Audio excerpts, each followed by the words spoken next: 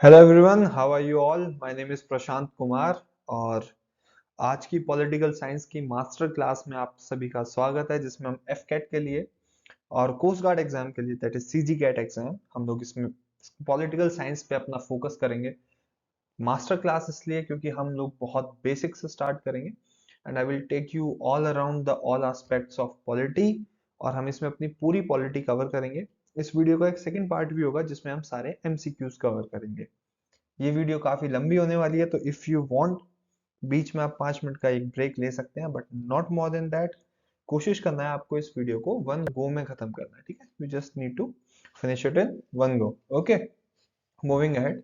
And चीजें काफी में इसमें फास्ट चलेंगी, तो दोस्त, don't lose focus and we are here to prepare, तो फोकस बना के रखना है। ओके, सबसे पहले पॉलिटिकल साइंस पढ़ाने का मेरा तरीका थोड़ा सा दूसरा है यार।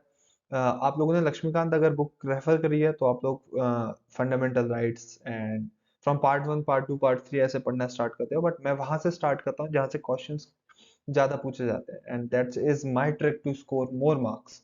ज्यादा मार्क्स मैं वहीं से फेच करता हूँ। तो सबसे इंपॉर्टेंट जो पार्ट मुझे लगता है that is constitutional bodies. Constitutional body कौन सी होती क्या है? तो वो सारी की सारी बॉडीज जिनका मेंशन है कॉन्स्टिट्यूशन में, और या फिर जिनको कॉन्स्टिट्यूशन में अमेंडमेंट करके बनाया गया, उन्हें कहते हैं कॉन्स्टिट्यूशनल बॉडीज। कौन कौन सी कॉन्स्टिट्यूशनल बॉडी है? सबसे पहली है इलेक्शन कमीशन। मेंशन किसमें है? आर्टिकल 324। अपॉइंटमेंट प्रेसिडेंट करते हैं, एंड जितनी मेजोरिटी आपकी कॉन्स्टिट्यूशनल बॉडीज है इन सबका अपॉइंटमेंट प्रेसिडेंट ही करते हैं। ओके, अब इलेक्शन कमीशन के पास पावर क्या है? पावर है कि ये कंट्रोल करता है, सुपरिटेंडेंस करता है और डायरेक्शन करता है। किसका? इलेक्शंस का। किस किस इलेक्शन का? पार्लियामेंट किस इलेक्शन? पार्लियामेंट का इलेक्शन मतलब लोकसभा राज्यसभा दोनों का। स्टेट लेजिस्लेचर मतलब आपकी असेंबली के इलेक्शन और council, legislative assembly legislative council दोनों के इलेक्शंस। प्रेसिडेंट का इलेक्शन और वाइस प्रेसिडेंट का इलेक्शन। तो कौन कौन से इलेक्शन करती है इलेक्शन कमीशन? सिर्फ ये इलेक्शंस होते हैं। कॉम्पोजिशन क्या है इलेक्शन कमीशन में? कौन कौन होता है? तो एक चीफ इलेक्शन कमिश्नर होता है और x number of election commissioner, मतलब कितने भी इलेक्शन कमिश्नर हो सकते हैं, जैसा प्रेसिडेंट को ठीक लगे। टर्म 6 इयर्स का है और 65 इयर्स ऑफ एज। इसमें आप लोगों को याद क्या रखना है, जितने भी मेजर कॉन्स्टिट्यूशनल बॉडीज हैं उनमें 65 इयर्स आपको कॉमन मिलेगा, बट और यहाँ 5 इयर्स की सर्विस मिलेगी। इसमें 6 ईयर है, that is exceptional, that bye आपको ये याद रखना है। Okay, next again UPSC. Next is UPSC. Mention का है कॉन्स्टिट्यूशन में पार्ट 14। कुछ में मैं पार्ट, कुछ में मैं शेड्यूल, कुछ में आर्टिकल मेंशन करूंगा। जो जो पीवाईक्यू है, मतलब पूछा गया है पहले, वही मेंशन करूंगा। Part 14 article 315 to 323। Appointment by president same. काम क्या है? गवर्नमेंट को एडवाइस देना कि किस तरीके से एग्जाम हो सकते हैं, किस तरीके से हमें क्या इंप्रूवमेंट करना है, ये सारी चीजें। एग्जाम कंडक्ट कराना। Assist state. स्टेट को कैसे असिस्ट करना? कि जिन स्टेट में, देखो सेंटर में होती है यूपीएससी, स्टेट में कौन सी होती है? PSC, SPSC, state public service commission. जिन स्टेट्स के पास एसपीएससी नहीं है, उनके एग्जाम्स कंडक्ट कराने का काम किसका है? यूपीएससी का। Okay, assist states. इसको क्या कहा जाता है? This is important. Watch dog of merit system in India, UPSC को कहा जाता है।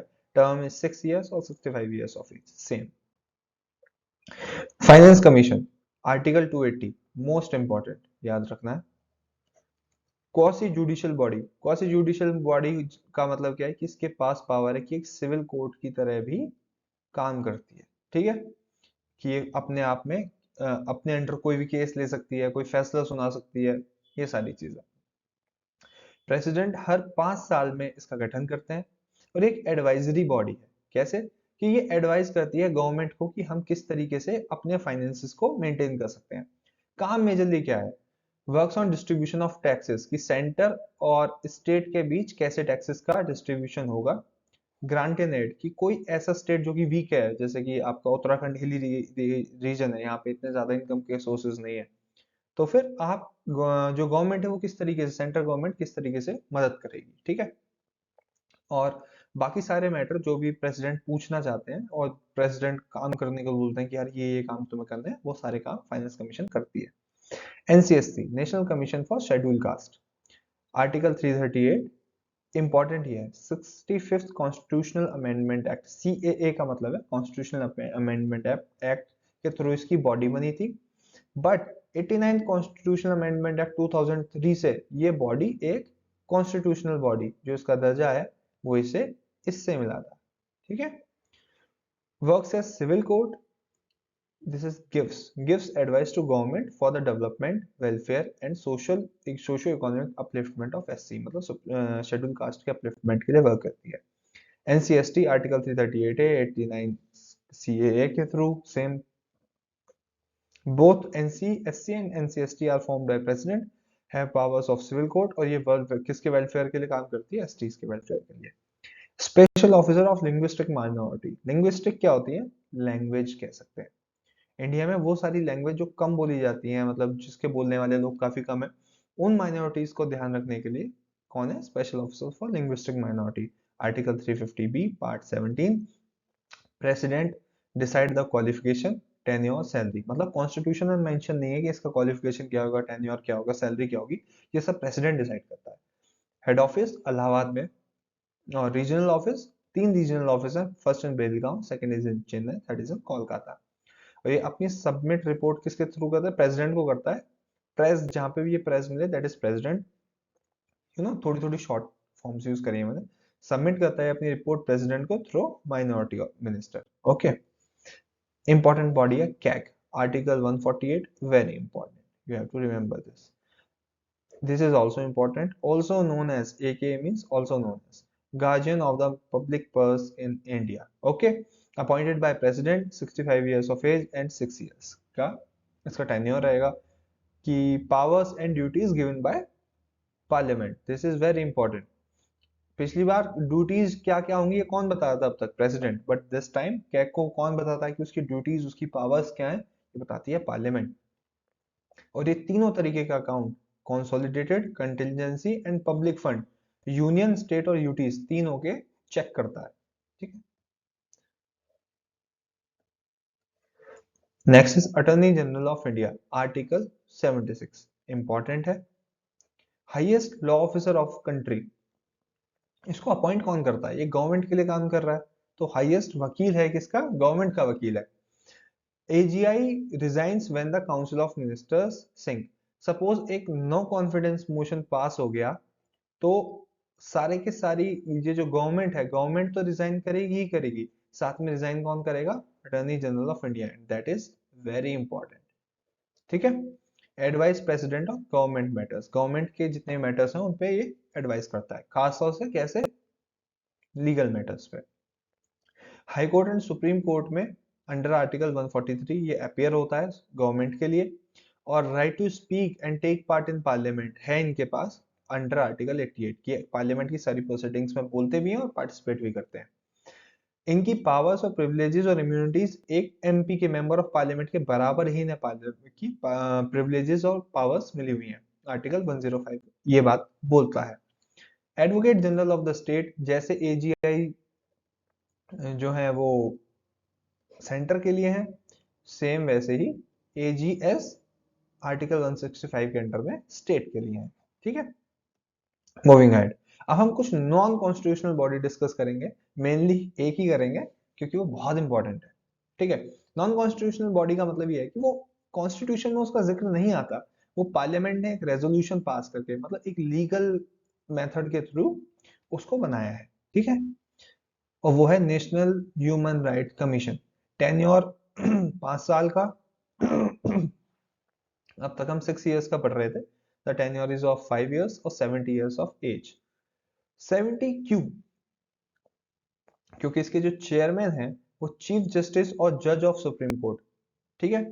चीफ जस्टिस और जज ऑफ सुप्रीम कोर्ट इसके चीफ जस्टिस होंगे और इसके चेयरमैन होंगे। आप लोगों को कई बुक्स में मिलेगा कि ये चीफ जस्टिस ही आपको मिलेगा, चेयरमैन सिर्फ chief justice of supreme court हो सकता है, बट इस बार वेरी फर्स्ट टाइम इंडिया में एक एक्सेप्शन हुआ है कि जज ऑफ जो सुप्रीम कोर्ट है उनको एनएचआरसी का चेयरमैन बनाया गया है, तो अमेंडमेंट हुआ है इसमें। ठीक है। तो चेयरमैन कौन कौन हो सकता है? चीफ जस्टिस और सिंपल जज ऑफ अ सुप्रीम कोर्ट, और ये रिटायर होते हैं 65 ईयर्स की एज में। तो 65 + 5 70, दैट्स व्हाई जब रिटायर हो जाएंगे तो एनएचआरसी के चेयरमैन बनाए जाएंगे। 5 साल सर्विस तो 70 ईयर्स ऑफ एज, इसलिए। ठीक है। कुछ और मेंबर भी होते हैं, ऐसे 2 इंसान जिनको ह्यूमन राइट्स की नॉलेज है, एक retired chief justice of high court, 4 ex officio member भी होंगे, chairman of national commission for minorities, minorities के लिए, NCST, NCSC, NCW, W means women, national commission for women. ठीक है, एक कमीशन और होती है, national commission for national sorry N national child right commission, NCRC. ठीक है, वो इसके एक्स ऑफिशियो मेंबर है ही नहीं, तो बच्चों को किसी को पड़ी नहीं है बच्चों की।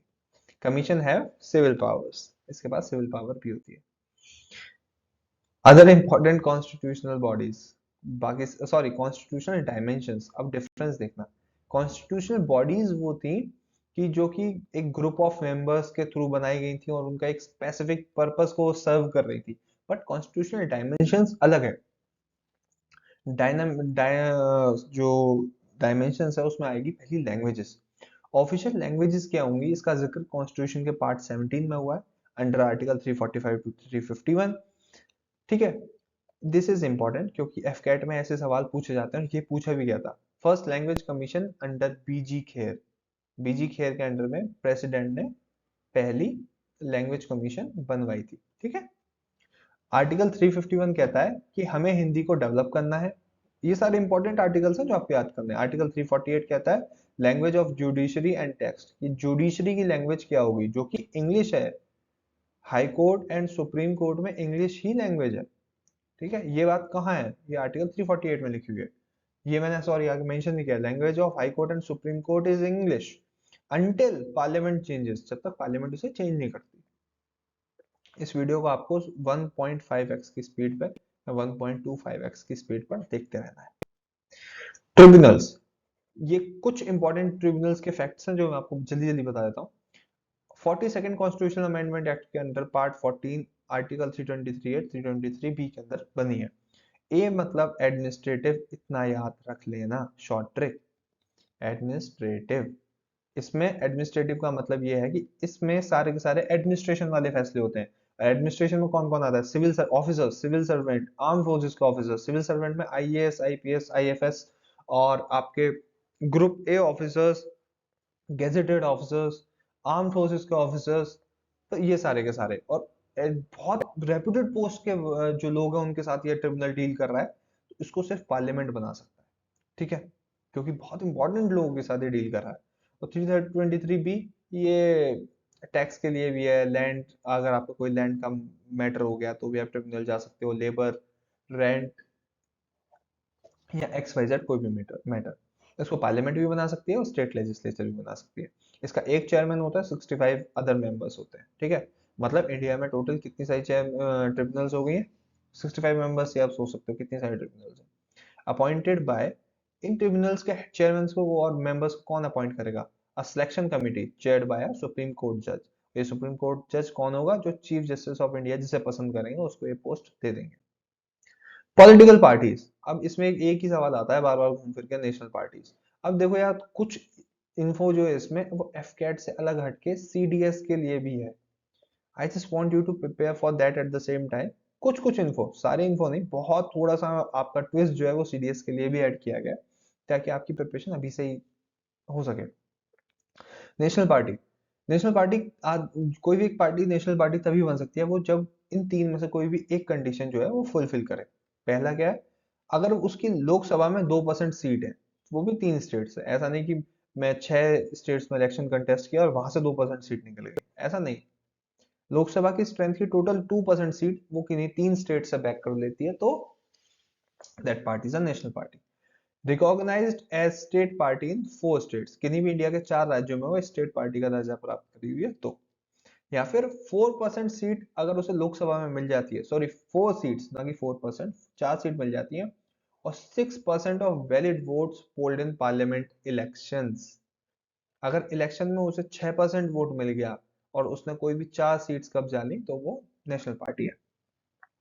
Anti defection law, anti defection law का मतलब क्या है कि कोई एक मेंबर अगर वो जीत जाता था इलेक्शन, तो पहले क्या होता था, वो पार्टी चेंज कर लेता था। ठीक है, दल बदल जैसा कहते हैं, तो एंटी दल बदल लॉ जो है, कोई भी दल बदलू नहीं बन सकता।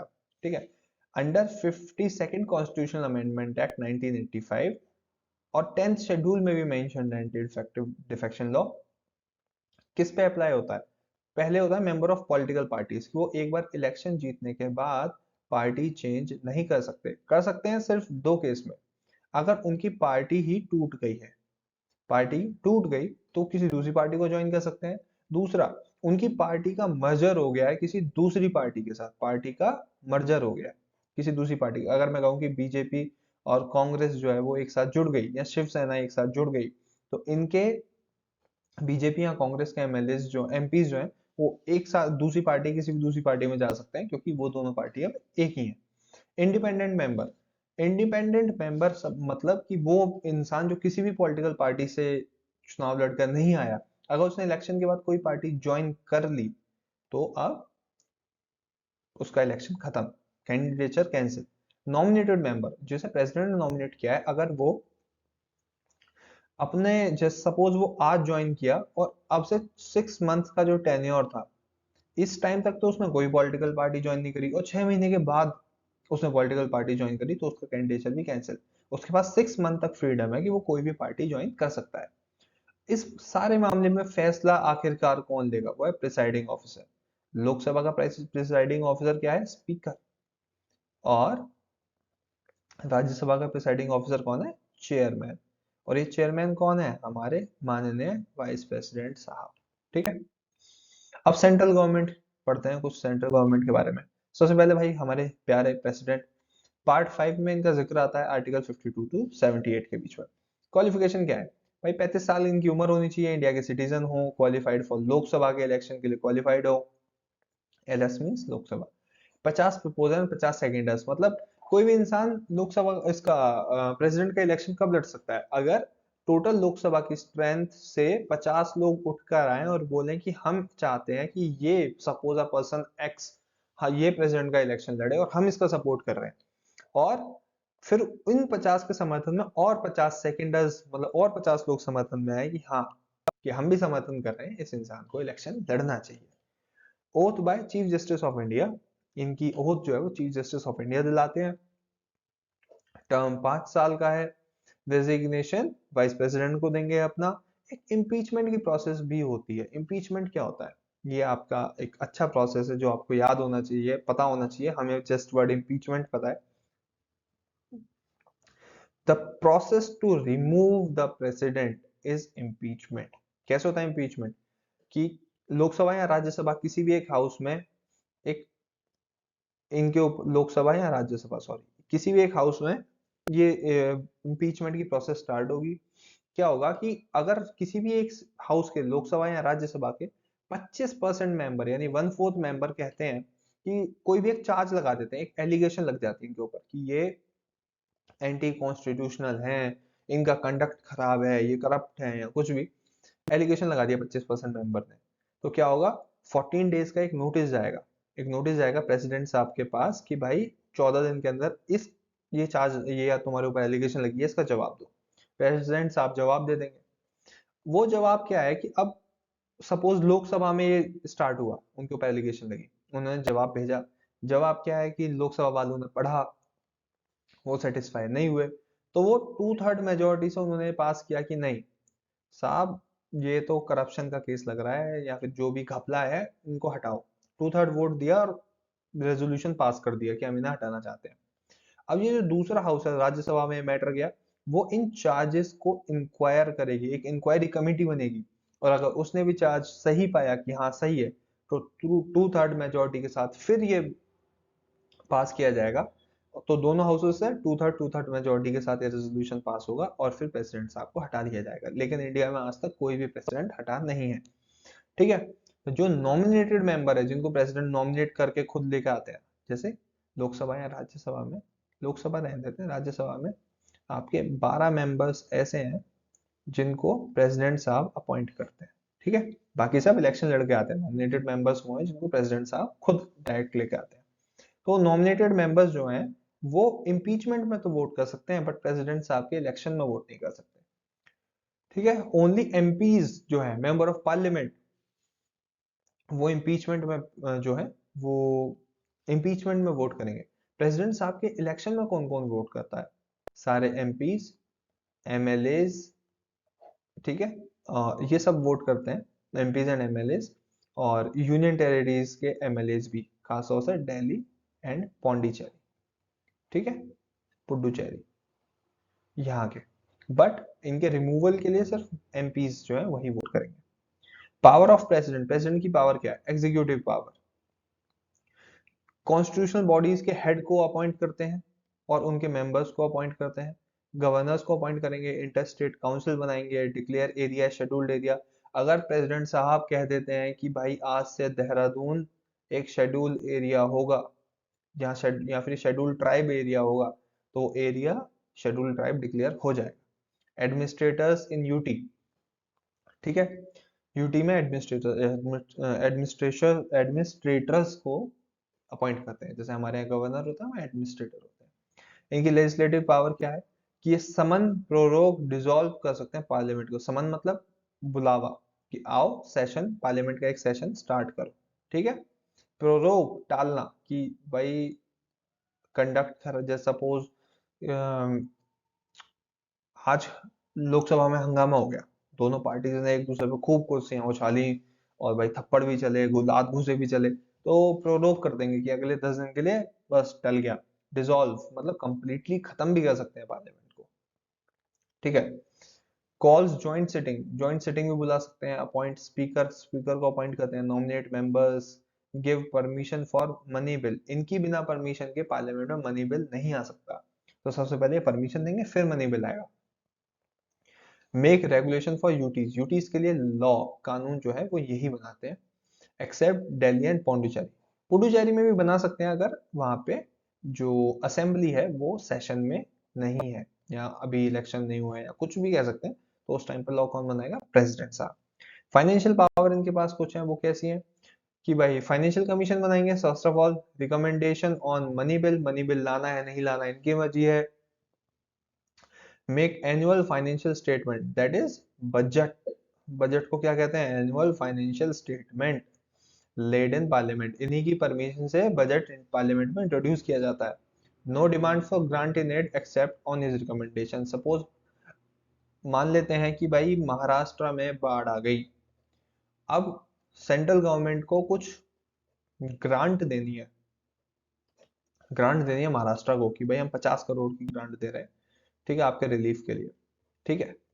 इनकी बिना परमिशन के वो ग्रांट नहीं जाएगी, ठीक है। Judicial powers, appoint chief justice of India and other जजेस of high court, supreme court, seek advice from supreme court, supreme court को ये कुछ भी लीगल सवाल पूछ सकते हैं कि भाई ऐसा हो सकता है नहीं हो सकता, तो सुप्रीम कोर्ट जवाब देता है।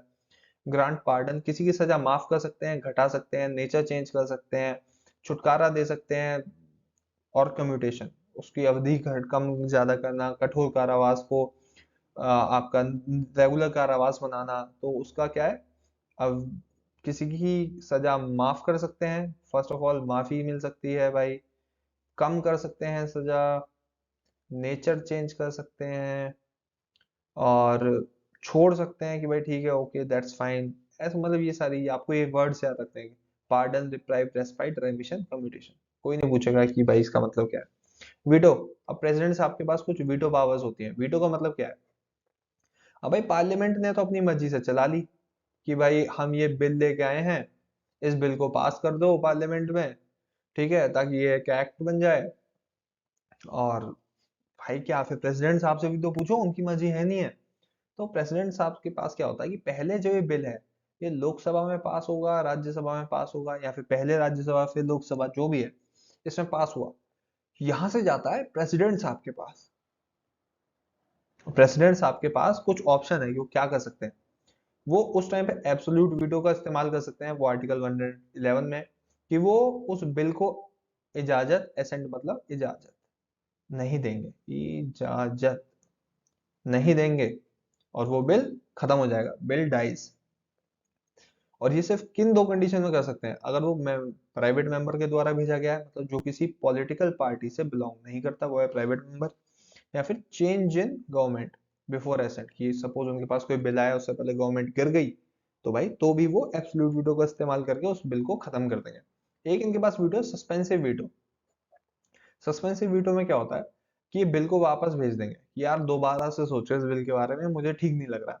और फिर अगर पार्लियामेंट ने दोबारा से विचार किया और वापस भेजा किसके पास, प्रेसिडेंट साहब के पास, तो इस बार उन्हें अलाउ करना पड़ेगा। एक बार ही वो वापस कर सकते हैं, पॉकेट वीटो, कि भाई ना मैं इजाजत दे रहा हूँ ना मैं मना कर रहा हूँ, मैं बस इसको अपने पास रख लेता हूँ, मुझे बड़ा पसंद आ रहा है तो अपनी जेब में रख लिया उन्होंने। तो भाई ना पास एक्सेप्ट किया ना रिजेक्ट किया, ठीक है। वीटो ओवर स्टेट, आर्टिकल 201, ठीक है। When governor holds bill for president, governor, देखो यहाँ बिल कहाँ से आ रहा था, पार्लियामेंट से। पहली केस है, गवर्नर के पास सपोज लेजिस्लेटिव असेंबली या लेजिस्लेटिव काउंसिल में एक बिल आया जिससे उसको लगता है कि इससे हाई कोर्ट की पावर्स को लिमिट करने की कोशिश कर रही है, या फिर ये बिल एंटी कॉन्स्टिट्यूशन है, स्टेट की फंक्शनैलिटी के लिए ठीक नहीं है, फंक्शनैलिटी, या फिर कॉन्स्टिट्यूशन का नेचर चेंज करने की, बेसिक नेचर चेंज करने की कोशिश कर रही है, तो वो उस बिल को होल्ड कर लेते हैं प्रेसिडेंट साहब के लिए। और प्रेसिडेंट साहब उस पर विचार करते हैं, कमेटी बनवाते हैं, सोचते हैं कि भाई पास करना है या नहीं, उस हिसाब से उस पर काम करते हैं। और फिर या तो असेंट दे देते हैं, रिजेक्ट कर लेते हैं, विथहोल्ड, कुछ भी, ठीक है। अब देखते हैं, दो कंडीशन आप लोगों के सामने, पहली सेंटर, दूसरी स्टेट, और ये प्रेसिडेंट साहब है हमारे। एक सिंपल बिल आया इनके पास, सेंट्रल गवर्नमेंट ने भेजा, मतलब पार्लियामेंट के थ्रू आया, ठीक है, पार्लियामेंट के थ्रू आया। भाई उसे रेटिफाइड मतलब इजाजत दे सकते हैं, हाँ भाई ठीक है, रिजेक्ट कर सकते हैं, वापस भेज सकते हैं। स्टेट गवर्नमेंट से भी गवर्नर साहब ने इनको एक बिल भेजा, उसको इजाजत दे देंगे, रिजेक्ट कर लेंगे, वापस भेज देंगे। मनी बिल आया, इजाजत दे देंगे, रिजेक्ट कर देंगे, बट वापस नहीं भेज सकते, इंपॉर्टेंट, वापस नहीं भेज सकते। स्टेट से मनी बिल आया तो भाई साहब खत्म, इजाजत दे देंगे, खत्म कर देंगे, या फिर पर वापस नहीं भेज सकते। और कॉन्स्टिट्यूशनल अमेंडमेंट का एक्ट, कोई बिल आया कॉन्स्टिट्यूशनल अमेंडमेंट करने के लिए, तो भाई सिर्फ इजाजत दे सकते हैं, कांट रिजेक्ट। और कॉन्स्टिट्यूशनल अमेंडमेंट का जो बिल होता है वो सिर्फ और सिर्फ पार्लियामेंट में आ सकता है, स्टेट गवर्नमेंट में तो आ ही नहीं सकता, can't be introduce, CAB can't be introduce, constitutional amendment bill can't be introduce in state legislature, that's why. तो आपको ये चार्ट याद रखना है।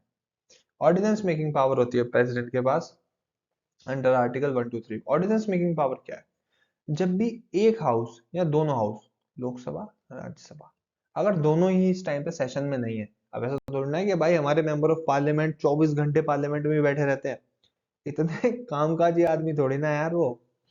तो अगर इन ये दोनों हाउस सपोज इस टाइम सेशन में नहीं है, या कोई भी एक हाउस सेशन में नहीं है, तो उस टाइम पे प्रेसिडेंट साहब हमारे बन जाते हैं हीरो।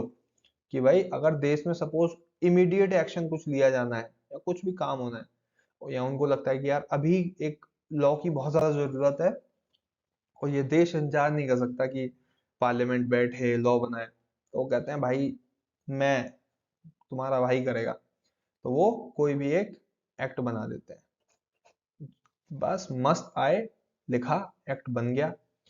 अब वापस पार्लियामेंट आई, अब पार्लियामेंट को लगा कि यार ये क्या अटपटी चीज बना दी है इन्होंने, तो क्या करती है, या तो उन्हें लगता है कि ये सही है तो उसको एक्सेप्ट कर लेंगी, उनको लगता है कि ये सही नहीं है तो उसको रिजेक्ट कर देगी, ठीक है।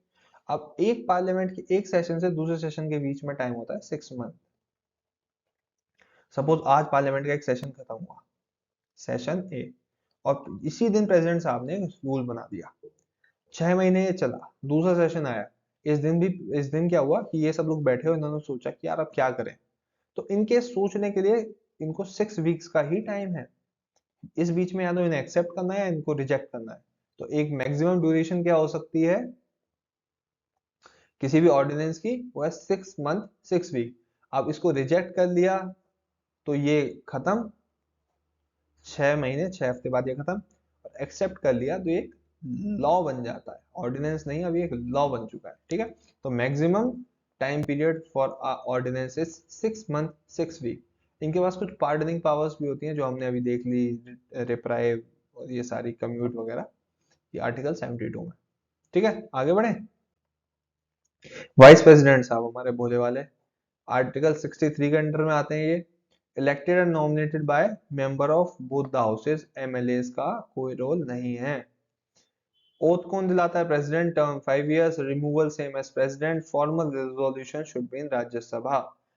पहले प्रेसिडेंट साहब को अगर हमें इम्पीच करना था तो लोकसभा राज्यसभा कहीं भी हम रिजोल्यूशन ला सकते थे, सॉरी, पर वाइस प्रेसिडेंट साहब के लिए राज्यसभा में ही लाना पड़ेगा। ठीक है। अब प्राइम मिनिस्टर साहब हमारे आर्टिकल 75 में आते हैं।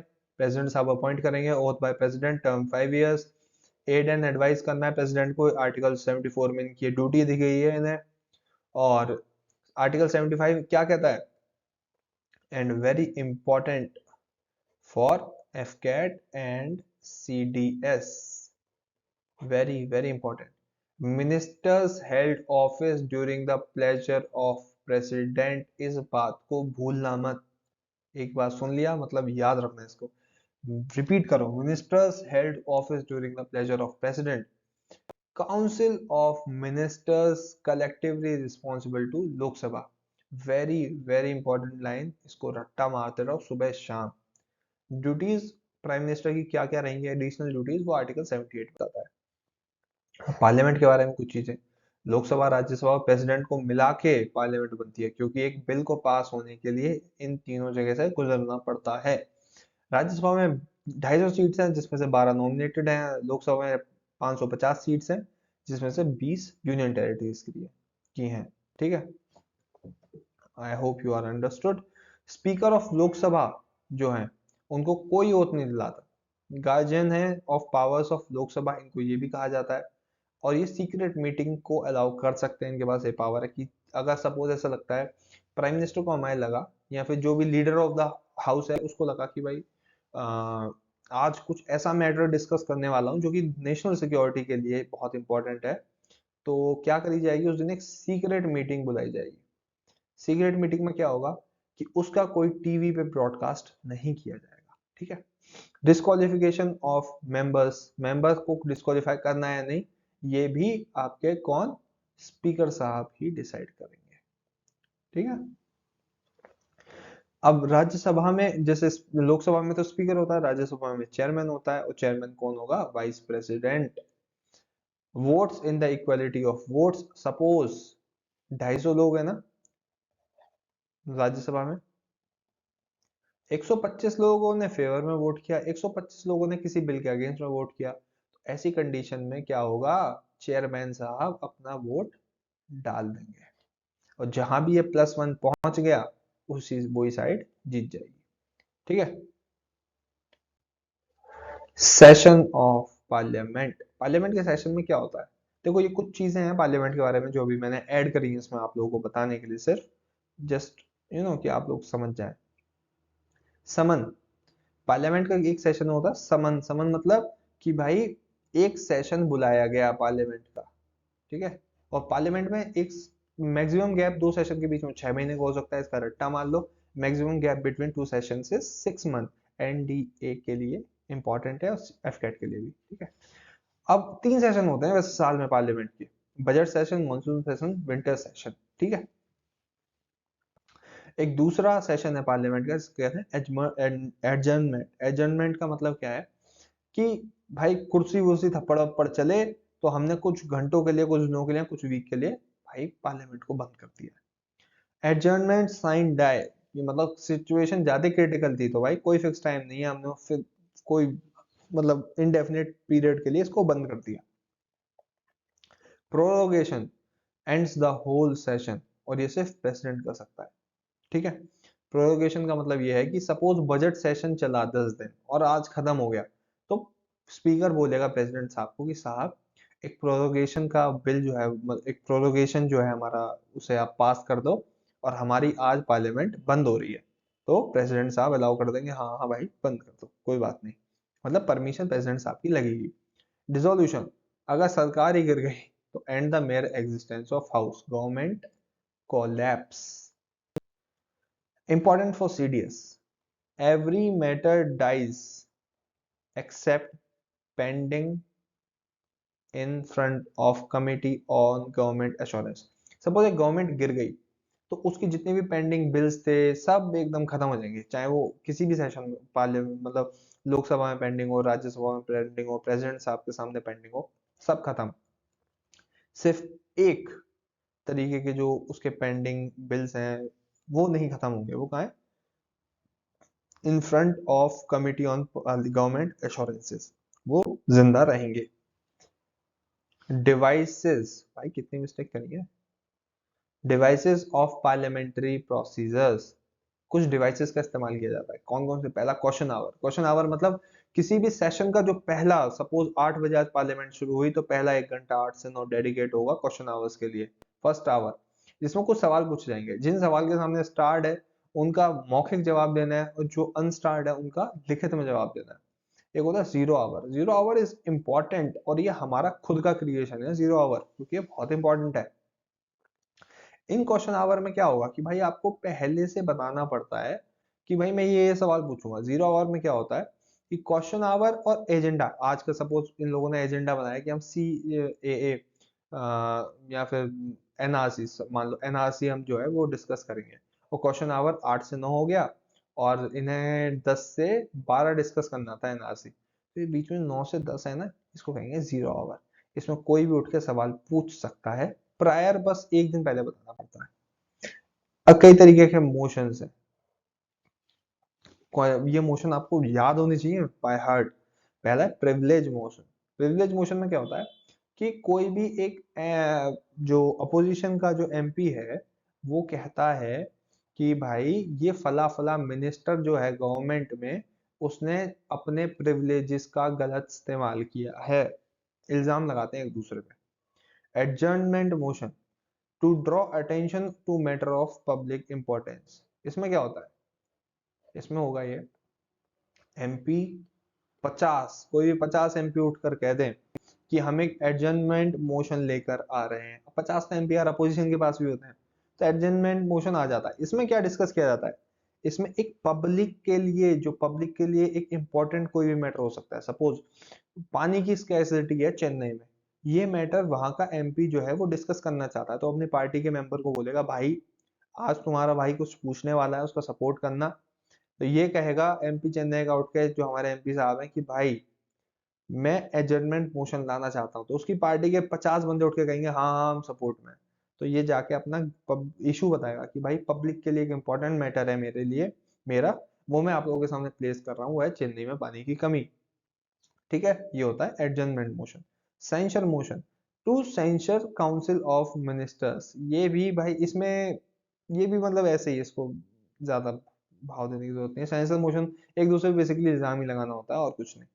इंपॉर्टेंट है no confidence motion, article 75 very important, against entire council of minister. Censure motion जो है वो single minister, group of ministers या पूरी की पूरी काउंसिल ऑफ मिनिस्टर्स के खिलाफ लग सकता है। ये पूरी की पूरी गवर्नमेंट के खिलाफ ही आता है नो कॉन्फिडेंस मोशन, और अगर ये पास हो गया तो गवर्नमेंट कोलैप्स कर जाएगी। Motion of thanks, motion of thanks देखो सबसे मजेदार चीज है, वो ये अंडररेटेड भी है, बहुत कम लोगों को पता होता है कि 5 साल के लिए गवर्नमेंट बनी, तो जो इसका फर्स्ट सेशन होगा इसमें प्रेसिडेंट साहब भी आएंगे और बोलेंगे वाह वाह भाई साहब बड़ा मजा आया, और नई गवर्नमेंट बनी है, तो नए प्राइम प्रेसिडेंट साहब का इसमें भाषण होगा, पुराने पीएम साहब का एक बार होगा, नए पीएम साहब का एक बार होगा, भाषण दे दिया। अब होगी वोटिंग कि हाँ भाई वोट कर लो इस गवर्नमेंट को कौन कौन सपोर्ट कर रहा है। और अगर ये मोशन फेल हो गया, किसी भी गवर्नमेंट के द्वारा लाया गया, ये पहला मोशन होता है फर्स्ट मोशन, फेल हो गया तो गवर्नमेंट उसी दिन गिर जाएगी, मतलब एक दिन पहले बनी और आज खत्म। और ये आज तक इंडिया में हुआ नहीं है। और एक फाइनेंशियल ईयर जो कि कब स्टार्ट होता है, अप्रैल में, हर साल ये अप्रैल में भी लाना जरूरी है। अप्रैल में मोशन आता है और उस दिन भी अगर ये फेल हो गया तो गवर्नमेंट गिर जाएगी। नेक्स्ट, बिल्स, 3 तरीके के बिल हैं। ऑर्डिनरी बिल जिसमें आपका सारे के सारे आते हैं, सपोज कोई भी एक नया लॉ बनना है या कुछ अमेंडमेंट होना है, अब आएगा money bill. Money bill is article 110, very important, introduced by minister in Lok Sabha on recommendation of president, बिना प्रेसिडेंट की रिकमेंडेशन के मनी बिल पास नहीं हो सकता। Financial bill article 117, certified by Lok Sabha speaker, Lok Sabha speaker बताएगा कि हाँ ये फाइनेंशियल बिल है तभी पास होगा। इंट्रोड्यूस्ड इन लोकसभा ओनली, ये सिर्फ लोकसभा में इंट्रोड्यूस हो सकता है। Same for the money bill, money bill भी लोकसभा में इंट्रोड्यूस हो सकता है। Must be passed with in 75 days, ये बाउंडेशन है। सपोज आई एक्स डेट है, आज आया और x प्लस 75 डेज में ये या तो रिजेक्ट ही हो जाए या पास ही हो जाए, ठीक है। Budget, article 112 most important, railway budget separated from general budget in 1921 on recommendation of Ainsworth Committee। तो क्या इंपॉर्टेंट है हमारे लिए? आर्टिकल 112 होता है बजट, ये इंपॉर्टेंट है। एसवर्थ कमेटी इंपॉर्टेंट है। और कब बनी थी ये कमेटी? 1921 में, ये इंपॉर्टेंट है। बिल जो है, बजट जो है वो होता था जनरली 6 स्टेजेस में, बट बजट जो है वो 2 सेपरेट बिल्स के फॉर्म में पास होता है। पहले बिल का क्या नाम है? एप्रोप्रिएशन।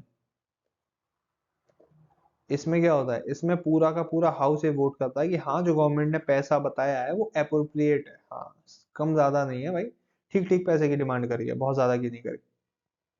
और एक होता है फाइनेंशियल बिल, इसमें गवर्नमेंट बताती है कि भाई खर्चा कितना किया था, अब कितना करना है, क्या प्लान बनाया है, ये सब। अब फंड, 3 तरीके के फंड होते हैं। पहला article 266 consolidated fund of India, government of India की जितनी भी लीगल पेमेंट होती है वो यहीं से होती है। उसके एम्प्लॉयज को पेमेंट होती है, पार्लियामेंट के सेशन को मेंटेन करने में पैसा खर्चा होता है, कुछ नया बनाना है गवर्नमेंट को, तो वो सारा मतलब जितना भी जनरल खर्चा है, all general expenditure is from consolidated fund of India. Article 266 public account of India, जितनी भी इंडिया की बैंकिंग ट्रांजैक्शंस होती हैं, गवर्नमेंट बैंक्स करें, सेबी करे, गवर्नमेंट कोई बैंक से पैसा उधार ले रही है, बैंक को पैसा उधार दे रही है, जितनी भी ऐसी ट्रांजैक्शंस हैं, गवर्नमेंट शेयर्स खरीद रही है बैंक से पैसा निकाल के, वो सब इसी में आता है।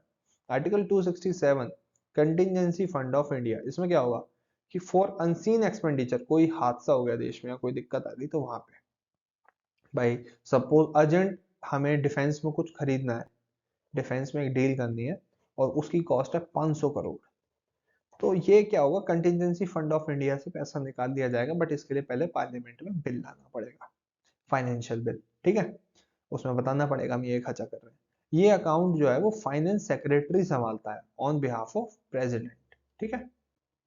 पार्लियामेंट्री कमिटीज, 2 तरह की कमेटी होती है, स्टैंडिंग जो कि परमानेंट इन नेचर होती है, एड हॉक जिनको एक स्पेशल पर्पस के लिए बनाया जाता है, और जैसे वो पर्पस का जो गोल है वो मीट हो जाता है तो इसको खत्म कर देते हैं, ठीक है। स्टैंडिंग कमेटी नहीं पूछी जाती है, एडहॉक कमेटी जो इंपॉर्टेंट पूछी जाती है वो ये है पब्लिक अकाउंट कमेटी, जिसे पीएसी पैक भी कहा जाता है। Started in 1921 by government of India act 1919। पूछे जाने वाला सवाल ये है, 22 मेंबर होते हैं, 15 लोकसभा से, 17 राज्यसभा से। पूछा जाने वाला जो सवाल है वो ये है। 1 ईयर की टर्म होती है, कोई भी मिनिस्टर अलाउड नहीं होता है इसमें, चेयरमैन जो है वो अपोजिशन पार्टी का है, ठीक है। और check whether money spent is appropriate, ठीक है। अपोजिशन ध्यान रख रही है कि भाई गवर्नमेंट जो है वो पैसा सही से खर्च कर रही है या नहीं। बट इसमें ट्विस्ट कहाँ है? ट्विस्ट यहाँ है कि जब पैसा खर्च हो गया तब चेक कर सकती है, खर्च करने से पहले नहीं। और ये कैग के साथ मिलके काम करती है, ठीक है। Estimate committee started in 1950, recommended by Sir John Mackay, suggest economics to the government in expenditure and budget, कि गवर्नमेंट को किस तरीके से गवर्नमेंट अपना खर्चा कट डाउन कर सकती है, उसको किस तरीके से अपना एक्सपेंडिचर करना चाहिए ताकि कम से कम खर्चा हो, ये बताती है आपकी एस्टिमेट कमेटी। बट इसमें सारे मेंबर कहां से हैं? लोकसभा से। और लोकसभा के कौन से मेंबर आएंगे? मेजोरिटी पार्टी के।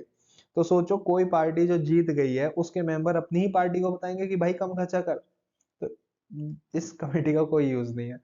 चेयरमैन रूलिंग पार्टी से होगा। Committee on public undertakings formed by Krishna Menon, ये इंपॉर्टेंट चीज है, किसने बनाई है क्या नहीं। 22 मेंबर हैं, 15 Lok Sabha, 7 Rajya Sabha, to examine reports and accounts of public undertakings, ठीक है। Supreme court important part article 124 to 147 inaugurated on 28 January 1950 टोटल 34 जजेस होते हैं including chief justice of India ठीक है अपॉइंटेड बाय या CJI chief justice of India is appointed by president oath president दिलाते हैं टेन्योर इनका 65 इयर्स की एज तक है और यहां से हमें याद करनी चाहिए क्या नेशनल ह्यूमन राइट कमीशन जहां 5 साल और ऐड करके इनकी एज 70 इयर्स तक होती है क्वालिफिकेशन क्या होगी इनकी ये सिटीजन होने चाहिए highest court high court justice देखो यहाँ तो ये सबसे पहले तो है इस देश के नागरिक हो दूसरा हाई कोर्ट में ये तो हाई कोर्ट के जज रहे हो 5 साल तक या हाई कोर्ट में एडवोकेट रहे हो 10 साल तक या फिर प्रेसिडेंट को लगता है कि भाई ये इंसान बहुत अच्छा जूरिस्ट है ठीक है सुप्रीम कोर्ट की पावर बहुत पावरफुल है सुप्रीम कोर्ट ओरिजिनल ज्यूरिडिक्शन और ये PYQs हैं सारे के सारे तो इन पे भाई फोकस करना है ओरिजिनल ज्यूरिडिक्शन क्या है कि डिस्प्यूट अगर हो गया है सपोज सेंटर और स्टेट के बीच में एक रिवर को लेकर लड़ाई हो गई है किसी प्रोजेक्ट को लेकर लड़ाई हो गई है बॉर्डर को लेकर बाउंड्री को लेकर लड़ाई हो गई है तो सेंटर और स्टेट के बीच में आर्गुमेंट हो गया तो वो और यहाँ पे सेंटर और स्टेट्स एक से ज्यादा स्टेट के बीच आर्गुमेंट हो गया कि नहीं दो स्टेट्स के बीच में आर्गुमेंट हो गया तो इसको सुप्रीम कोर्ट रिजॉल्व करेगा under original jurisdiction writ jurisdiction कि अगर कोई रिट इशू हुई है अब ये रिट्स क्या होती है मैं आपको आगे पढ़ाऊंगा अच्छे से एपीलेट ज्यूरिडिक्शन ठीक एपीलेट का मतलब भी अपील से है कि अगर कोई कॉन्स्टिट्यूशन का मैटर है और लोग किसी इंसान को लगता है यार ये बहुत इंपॉर्टेंट है मुझे कोर्ट में डिस्कस करना चाहिए सिविल राइट्स का मैटर है क्रिमिनल राइट्स का मैटर है या फिर अपील बाय स्पेशल लीव कि उसने हाई कोर्ट में मैटर डाला था वहां हाई कोर्ट ने कुछ ऐसा इसका डिसीजन दिया है जिससे वो इत्तेफाक नहीं रखता तो वो सुप्रीम कोर्ट आ सकता है और अपीलेट ज्यूरिडिक्शन में एक रिट इशू करवा सकता है ठीक है एडवाइजरी ज्यूरिडिक्शन प्रेसिडेंट साहब अंडर आर्टिकल 143 सुप्रीम कोर्ट से किसी भी लीगल मैटर में एडवाइस ले सकते हैं बट सुप्रीम कोर्ट का है भाई जलवा ही जलवा वो कह सकता है कि भाई हम नहीं देते एडवाइस लेकिन अगर प्रेसिडेंट साहब ने दूसरी बार भी सेम सवाल पूछ लिया तो जवाब देना पड़ेगा अब बात आती है स्टेट लेजिस्लेचर की इसमें क्या पढ़ेंगे हम गवर्नर साहब article 153 to 167 part 6 of the constitution president साहब हमारे अपॉइंट करते हैं गवर्नर्स को आपको ये पता होगा और प्रेसिडेंट साहब गवर्नर साहब हमारे tribal welfare ministers in the state of Orissa Jharkhand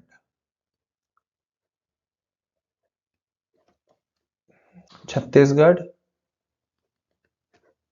and Maharashtra sorry not Maharashtra MP in 4 states में ट्राइबल वेलफेयर मिनिस्टर को अपॉइंट करते हैं recommends imposition of emergency state में इमरजेंसी लगा देनी चाहिए या नहीं ये बात प्रेसिडेंट साहब को कौन बताएगा गवर्नर साहब बताएंगे हर एक यूनिवर्सिटी का चांसलर होते हैं reserve bill for president in specific cases वो कौन से केसेस हैं ये मैं आपके साथ ऑलरेडी डिस्कस कर चुका हूं स्टेट लेजिस्लेचर असेंबली मैक्सिमम 500 लोग हो सकते हैं ये कॉन्स्टिट्यूशन ने बताया मिनिमम 60 लोग हो सकते हैं बट गोवा सिक्किम और आंध्र प्रदेश और अरुणाचल प्रदेश के लिए ये लिमिट 30 है कि 30 लोग तक आप रख सकते हो in Sikkim and Nagaland some members are indirectly elected कैसे सपोज दिस इज सिक्किम ये कुछ इलाके हैं जिनके लिए इन्होंने डेवलपमेंट काउंसिल बनाई हुई है जिनको ऐसा लगता है कि नहीं कि इन एरियाज को खास डेवलपमेंट की जरूरत है वहां डेवलपमेंट काउंसिल बनाई हुई है तो ये जनता तो वोट करेगी ही करेगी लोगों को suppose X amount of people are voted by the people only ठीक है बट ये डेवलपमेंट काउंसिल भी इलेक्शन कराएगी और ये इनके सिलेक्टेड भी कुछ कैंडिडेट X+Y इनको मिला के बनेगी वहां की लेजिस्लेटिव काउंसिल या असेंबली ठीक है और वहां काउंसिल में 1/3 मेंबर ऑफ असेंबली और मिनिमम 40 होने चाहिए ये पूछा जाता है you should know about this brother और sister high court under article 214 to 231 appoint कौन करता है प्रेसिडेंट साहब हाई कोर्ट के जज और chief justice of high court appoint करेंगे किससे कंसल्ट करने के बाद चीफ जस्टिस ऑफ इंडिया और उस स्टेट के गवर्नर से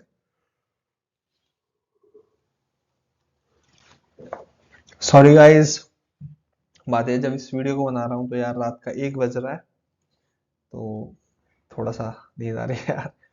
ओथ कौन दिलाएगा?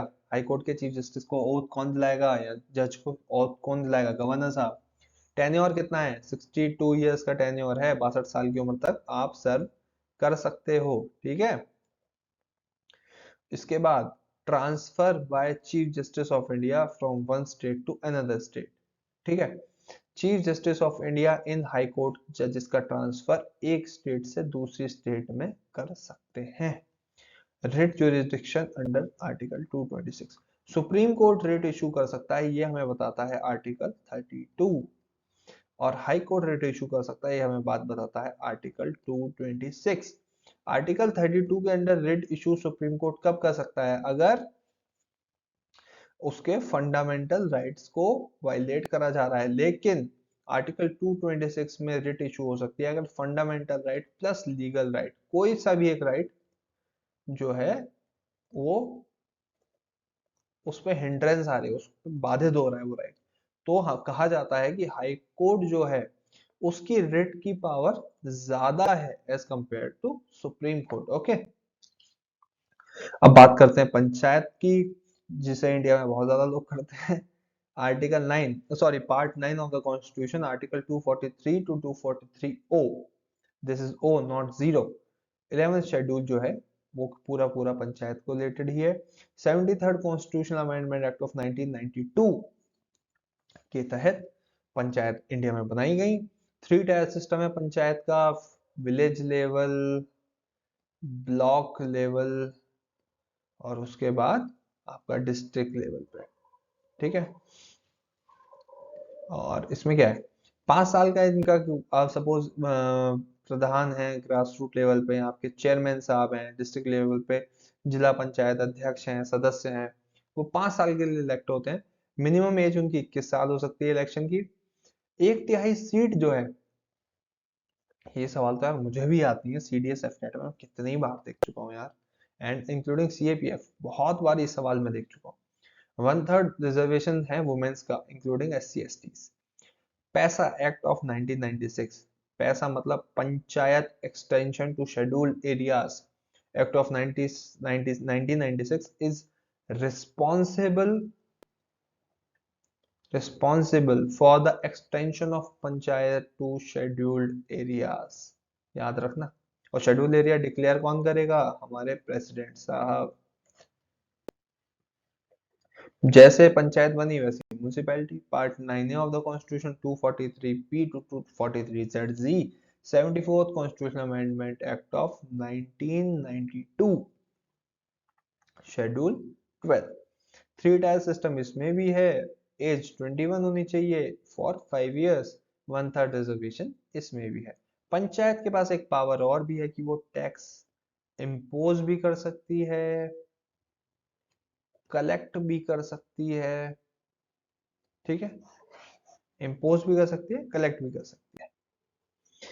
यूनियन टेरिटरीज हम पढ़ेंगे, article 239 to 241, part 8 of the constitution.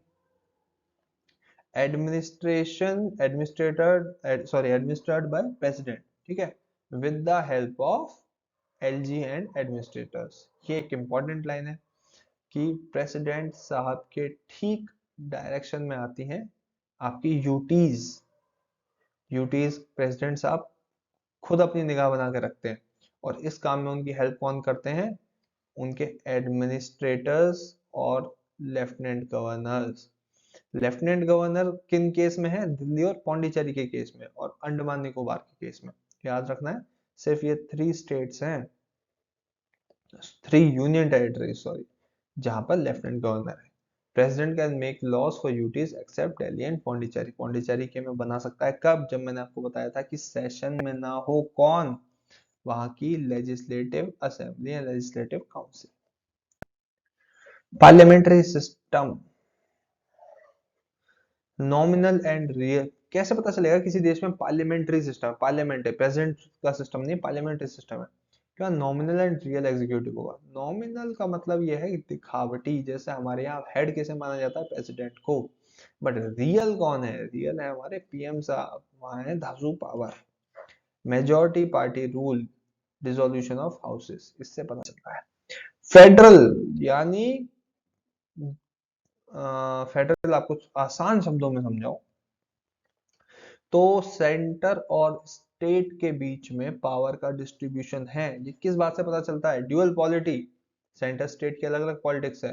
Written constitution है, डिवीजन ऑफ पावर्स है between centre and state. Supremacy of constitution, constitution supreme है। रिजिड कॉन्स्टिट्यूशन, बाइकैमरलिज्म, बाइकैमरलिज्म का मतलब भी यही है, upper house and lower house, Lok Sabha Rajya Sabha.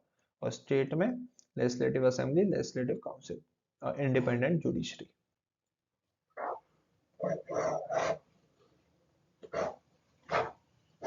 National emergency, अब हम पढ़ रहे हैं इमरजेंसी, जिसमें हम सबसे पहले पढ़ेंगे नेशनल इमरजेंसी, जो कि आर्टिकल 352 के अंडर में आती है।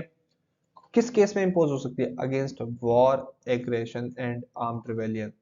और इसमें भी वॉर जो है दैट इज इंपॉर्टेंट।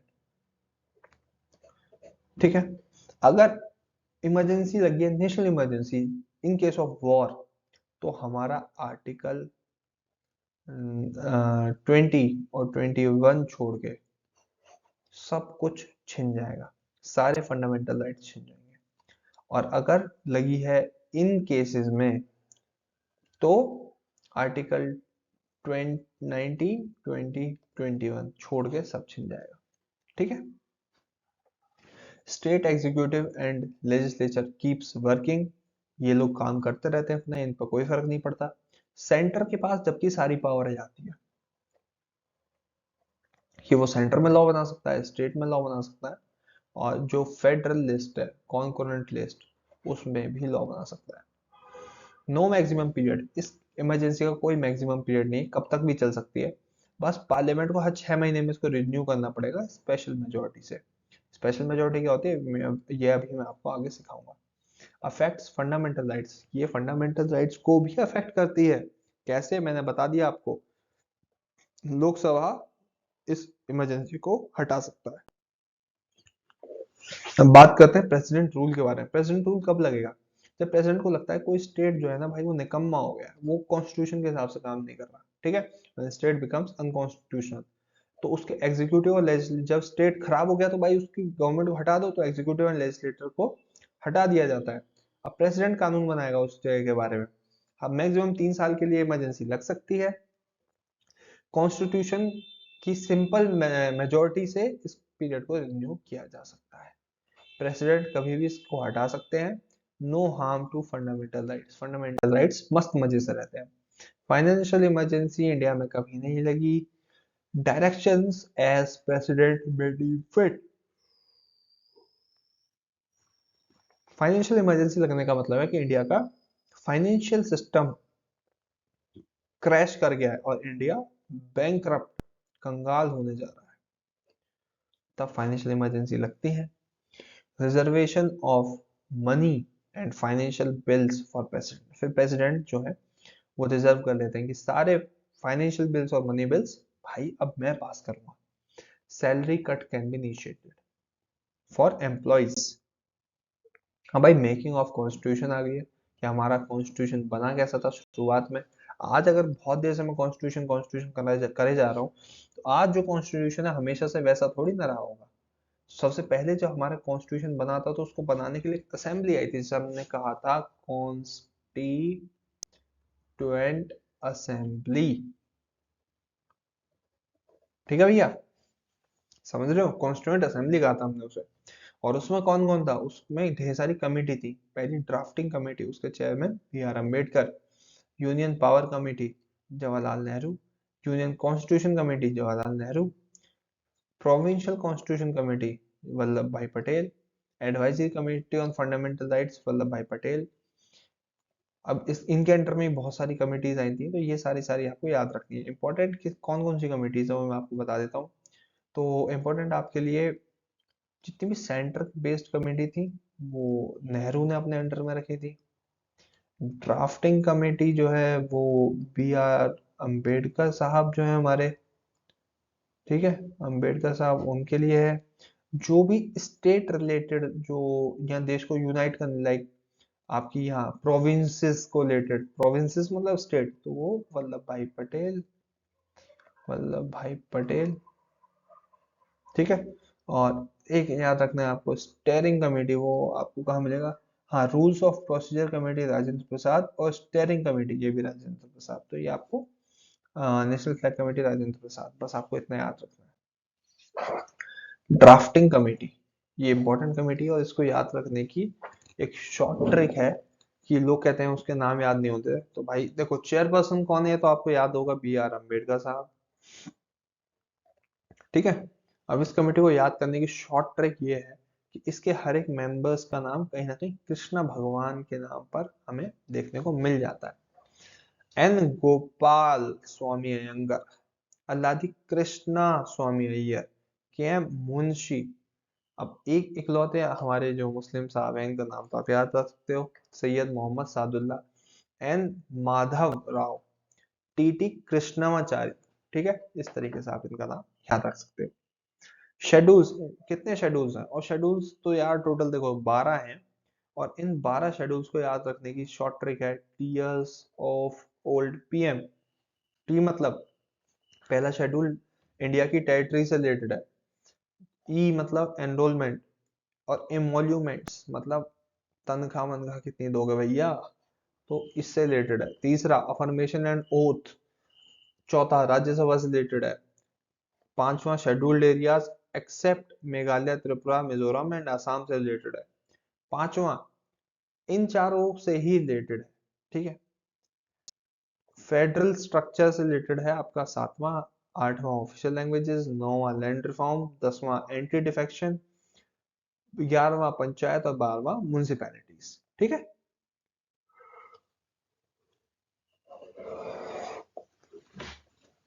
अब हम बात करते हैं प्रियम्बल के बारे में, जो कि बहुत इंपॉर्टेंट है। सबसे पहले वर्ल्ड में अमेरिकन कॉन्स्टिट्यूशन था जो कि प्रियम्बल से स्टार्ट हुआ था। प्रियम्बल का मतलब क्या है कि आपका संविधान जो है वो अंदर किस नेचर का है, वो किस मेन पॉइंट्स जो है किस पे फोकस करता है, वो आपका इसमें लिखा गया है कि किस तरीके का कॉन्स्टिट्यूशन है हमारा, किस भी देश का कॉन्स्टिट्यूशन किस एम के साथ है, वो लिखा जाता है प्रेम्बल में। सबसे पहले एन ए पालकीवाला ने कहा है as it as identity card of the constitution, preamble को identity card of the constitution का है। कुछ वर्ड्स हैं वो आपको याद रखना है, sovereign, socialist, secular, democratic, republic, justice, liberty, equality and fraternity, इन शब्दों का इस्तेमाल हुआ है प्रेम्बल में, और ये यूपीएससी के कई एग्जाम्स में पूछे गए हैं। कह देते हैं कुछ भी चार वर्ड दे देंगे और उसमें से एक वर्ड ऐसा होगा जो यूज नहीं हुआ होगा। 42nd कॉन्स्टिट्यूशनल अमेंडमेंट एक्ट से सोशलिस्ट, सेकुलर और इंटीग्रिटी वर्ड ऐड हुआ है, आपको याद रखने की शॉर्ट ट्रिक है इसकी, सिस्टर, ठीक है। The ideal of justice, social, economic and political has been taken out by Russian revolution. आप कभी भी अपना प्रेम्बल पढ़ेंगे अगर आप, तो प्रेम्बल में लिखा होता है कि जो लोग हैं उनको जस्टिस दिया जाएगा। जस्टिस कैसा दिया जाएगा, सोशल, इकोनॉमिक और पॉलिटिकल दिया जाएगा। तो ये बात रशियन रिवॉल्यूशन से इंडिया ने कॉपी करी है। यूनियन एंड इट्स टेरिटरीज, ठीक है। इसमें क्या है, आर्टिकल 1 कहता है कि इंडिया जो है फॉरेन लैंड, किसी भी दूसरी कंट्री की लैंड ले सकता है, कैसे, वॉर में उसको हरा के, गिफ्ट में, या फिर म्यूचुअल अंडरस्टैंडिंग से, किसी भी तरीके से इंडिया जो है, या उसको उस पे कि वो देश खुशी खुशी हमारे साथ मर्ज होना चाहता है, इस तरीके से इंडिया फॉरेन लैंड ले सकता है। आर्टिकल 2 में बोला गया है टू ऐड न्यू स्टेट्स, कि इंडिया जो है वो नए स्टेट्स बना सकता है। कैसे, किसी भी दो स्टेट्स को, किसी भी एक्स नंबर ऑफ स्टेट्स की बाउंड्री को मिक्स करके, थोड़ा एरिया इधर से ले लिया, थोड़ा उधर से ले लिया, या मैं किसी स्टेट को तोड़कर बना दूं, ठीक है। और आर्टिकल 3 कहता है कि वो ऑल्टर प्रेजेंट स्टेट्स, किसी भी प्रेजेंट स्टेट को जो है उसकी बाउंड्री कम ज्यादा कर सकता है। इसके लिए कोई पहले दो के लिए कॉन्स्टिट्यूशनल अमेंडमेंट जरूरी है, और तीसरे के लिए नहीं है। न्यू स्टेट्स एंड यूटीज का क्रिएशन कब कब हुआ, महाराष्ट्र और गुजरात या सबसे पहले 1960 में बने, दादरा नगर हवेली 1961। इसी तरह इस वीडियो को पॉज करो और ये यहाँ तक देख लो, ठीक है। अब भाई फंडामेंटल राइट्स, अब इसमें कुछ फंडामेंटल राइट्स दिए हैं, कुछ नहीं दिए हैं। तो जो नहीं दिए हैं यार, तुम्हारा भाई तुम्हारे साथ डिस्कस करेगा। तो सबसे पहले इसमें आर्टिकल 12 नहीं दिया है। 12 आर्टिकल क्या कहता है, वो बताता है कि भाई स्टेट का मतलब क्या है। स्टेट कह तो रहे हैं कि फंडामेंटल राइट, आज स्टेट जो है वो आपको फंडामेंटल राइट देगा। स्टेट क्या है, हर एक गवर्नमेंट ऑर्गेनाइजेशन या फिर ऐसी ऑर्गेनाइजेशन जिसमें गवर्नमेंट का पैसा लगा हुआ है, एक स्टेट है। ठीक है। आर्टिकल 13 कहता है कि जो भी लॉज फंडामेंटल राइट्स के अगेंस्ट में काम करेंगे, वो फंडामेंटल राइट्स के अगेंस्ट में अगर काम करेंगे तो वो नहीं रहेंगे, नल एंड वॉइड डिक्लेयर हो जाएंगे। अब चलो फंडामेंटल राइट्स डिस्कस करते हैं आर्टिकल 14 से। तो 14 टू 18 जो है वो आपका राइट टू इक्वालिटी है, जो है इसको हम राइट टू इक्वालिटी कहते हैं। और राइट टू इक्वालिटी में क्या है, so article 14 equality before law and equal protection of law, कि कानून सबको बराबर समझता है। आर्टिकल 15 कि भाई कोई डिस्क्रिमिनेशन नहीं किया जाएगा आपके साथ on basis of religion, race, caste, sex and place of birth. Article 16 equality of opportunity in matter of public employment, रोजगार के लिए आपको बराबर समझा जाएगा। आर्टिकल 17 आपके साथ अनटचेबिलिटी नहीं होगी, छुआछूत जो है वो नहीं होगी। ठीक है, सिंपल। ठीक है। और आर्टिकल 18 क्या है, अबोलिशन ऑफ टाइटल, कि आपके जितने भी टाइटल है, अगर आपके वो मिलिट्री टाइटल है या फिर एकेडमिक्स के टाइटल हैं तो आप लगा लो, बाकी सब नहीं। जैसे आज मैं अपने नाम के आगे लगा दूं राजा प्रशांत कुमार, भाई नहीं। या फिर तुम अपने नाम के सामने लगा दो राय बहादुर XYZ, भाई नहीं हो सकता हो ना वो।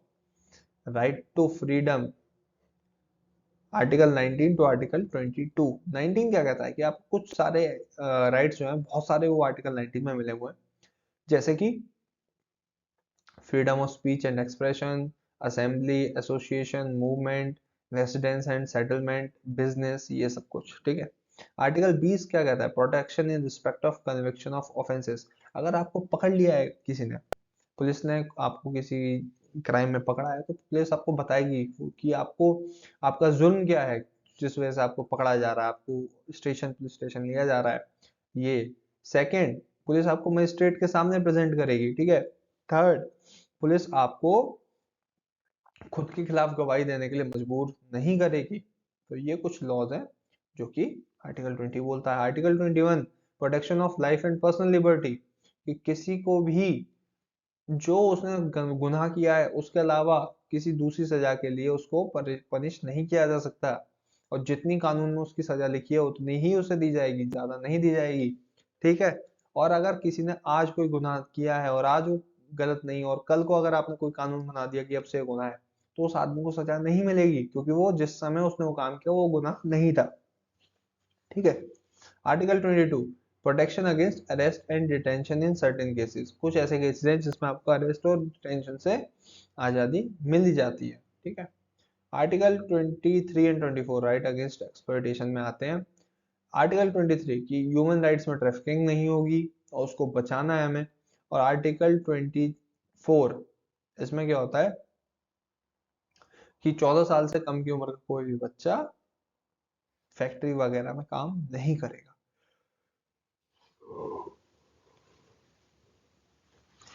ना 14 साल, सॉरी, 14 साल से कम की उम्र का कोई भी बच्चा ऐसा कोई काम नहीं करेगा जो कि हैजार्डस है, उसकी सेहत के लिए वो हानिकारक है, लाइक खनन में काम करना और किसी फैक्ट्री में काम करना या और भी ऐसी जगह। Right to freedom of religion, religion आप मस्त फॉलो कर सकते हो अपना। आर्टिकल 25 कि आप कोई भी अपना रिलीजन फॉलो कर सकते हो, प्रैक्टिस कर सकते हो और प्रोपोगेट कर सकते हो, फैला सकते हो। आर्टिकल 26, ठीक है, आप अपने कोई भी रिलीजियस अफेयर, लाइक आपको पंडाल लगाना है लगाओ यार, आपको कुछ और भी करना है करो यार, मस्त करो, कोई दिक्कत नहीं है, जुलूस निकालना है निकालो।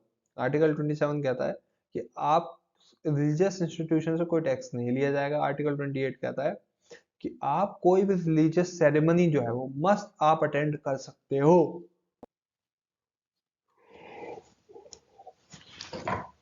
इसमें एक एक्सेप्शन है कि कोई भी रिलीजियस इंस्टीट्यूशन आपको फोर्स नहीं कर सकता कि आओ ज्वाइन करो। ठीक है, आपकी खुद की मर्जी है। Cultural and educational right, article 29 कहता है कि भाई माइनॉरिटीज को बचाना है। आर्टिकल 30 कहता है कि हमें कि माइनॉरिटीज को पढ़ाने के लिए एक मस्त एजुकेशनल इंस्टीट्यूट बनाने हैं। आर्टिकल 31 कहता है, आर्टिकल 31 सॉरी हट चुका है, आर्टिकल 32 जो है वो कहता है कि आप सुप्रीम कोर्ट जा सकते हो अगर आपके फंडामेंटल राइट्स वायलेट हुए हैं तो। और इसको heart and soul of the Indian constitution का है भीमराव अंबेडकर साहब ने, ठीक है। और इसके अंडर कुछ रेट्स इशू होती हैं, ठीक है। और इसी के साथ ही कुछ और आर्टिकल्स भी हैं जो अभी चलो वैसे मैं बता देता हूँ। आर्टिकल 34 मार्शल लॉ है, ठीक है, मार्शल लॉ हो जाएगा। आर्टिकल 31 ए बी सी भी है जिसमें आपकी गवर्नमेंट अगर आपकी लैंड ले लेती है, property for the case of development, देश के डेवलपमेंट के लिए आपकी जमीन ले लेती है तो आप कोई केस नहीं कर सकते, और भी बहुत सारी चीजें, ठीक है।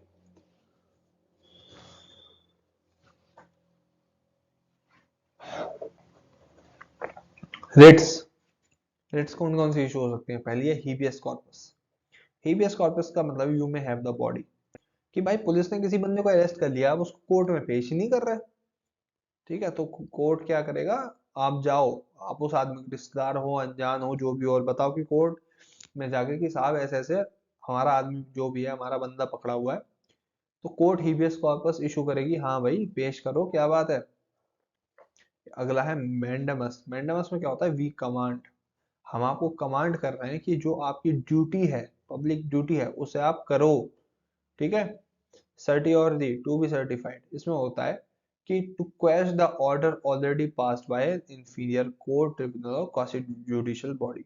सपोज हाई कोर्ट ने कहा कि हाँ भाई ये चीज होनी चाहिए, और सुप्रीम कोर्ट को लगता है कि नहीं यार ये नहीं होनी चाहिए, तो आप सुप्रीम हाई कोर्ट से गए सीधे सुप्रीम कोर्ट में कि सर ऐसा ऐसा हो गया है, हमारे साथ ऐसा ऐसा किया है। हाई सुप्रीम कोर्ट को लगता है नहीं यार ऐसा तो बिल्कुल नहीं होना चाहिए था, सुप्रीम कोर्ट इशू करेगा सर्टी और दी कि हाँ भाई कैसे कर दिया तुमने ये काम, ये नहीं हो सकता, ठीक है। प्रोहिबिशन, प्रोहिबिशन का मतलब होता है to prohibit an inferior court from contravening, ठीक है। इसमें क्या होता है कि देखो सर्टियोरिटी में क्या है कि लोअर कोर्ट ने कुछ पास कर दिया जजमेंट, उसको उसको खत्म करने के लिए। और प्रोहिबिशन में क्या है? अभी जजमेंट पास नहीं किया है, अभी पास करना बाकी है, तो उस टाइम पे क्या हुआ, अभी जजमेंट पास करना बाकी है, तो कोर्ट, हायर कोर्ट ने लोअर कोर्ट को बोला कि तुम ये काम मत करो और ये वाला केस हमारे पास भेज दो। Quo warranto, what is your authority, कि भाई सपोज तुम बैठे तो चपरासी बन के, ठीक है, और तुमने ऑर्डर चला रहे हो तुम डीएम वाला, तो भाई सुप्रीम कोर्ट कहता है कि भाई कैसे कैसे कर रहे हो, तुम्हारे पास अथॉरिटी क्या है ये काम करने की, ठीक है। तो उसको कहते हैं क्यू वारंटो। अब कुछ डीपीएसपी है हमारे पास। गवर्नमेंट ने कहा कि भाई इतने सारे अधिकार तो तुम्हें दे दिए, ठीक है, अब कुछ हमारे लिए भी होना चाहिए कि सरकार कैसे चलेगी। तो भाई सरकार कैसे चलेगी वो तो डीपीएसपी में लिखा है। डीपीएसपी में कुछ तीन तरीके के प्रिंसिपल्स हैं, गांधीयन, गांधी लिबरल, जिन्हें हम इंटेलेक्चुअल भी कहते हैं, गांधी लिबरल, और नेहरूअन पॉलिसीज भी कहते हैं एक दूसरी, ठीक है। तो इसमें क्या होता है, गांधी जी जो है, सॉरी मैंने इसका शॉर्ट नोट बनाए थे यार दोस्त, मैं आपको रुको एक सेकंड में आपके साथ शेयर करता हूँ वो चीज। और वो मैंने खुद अपने हाथों से ही बनाई हुई है, तो वो आप लोगों के लिए बहुत ज्यादा फायदेमंद रहेगी, ठीक है। और आपको इस चीज के नोट्स बनाने की जरूरत नहीं है, क्योंकि इस चीज के जो नोट्स है वो मैं खुद अपलोड कर दूंगा, ठीक है। You don't need to. चलो अब मैं आपको बताता हूँ क्या होता है, कि जस्ट मैं इसको क्लियर कर देता हूँ एक सेकेंड। यार मार्कर कहाँ चला गया? यस इज द मार्कर, ठीक है। चलो, डीपीएसपी जो है तीन तरीके की है। सबसे पहले Gandhi ji,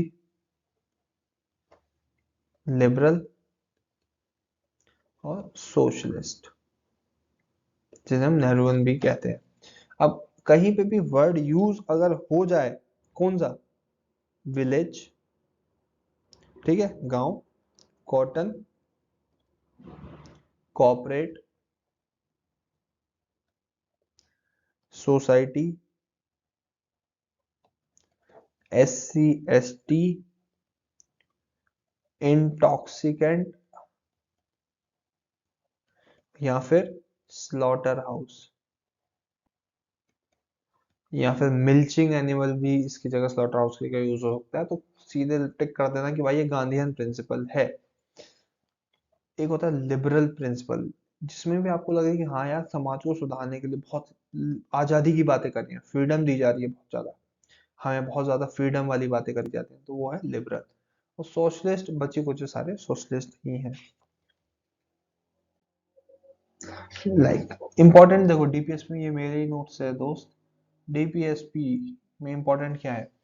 feature instructions to central state and local government and public offices कि आपको कैसा कंडक्ट करना है। क्लासिफिकेशन, कुछ सोशलिस्ट हैं, कुछ गांधीयन है। गांधीयन में क्या, village cotton cooperative society, SC ST, intoxicant, slaughter house. Liberal में जितनी भी इंटेलेक्चुअल बातें हुई है, और बाकी क्लासिफिकेशन में सोशलिस्ट जितने भी बच्चे कुछ सारे हैं। पूछा सवाल कहाँ से जाएगा? ऊपर से नहीं, पूछा सवाल सिर्फ यहाँ से जाता है, ठीक है?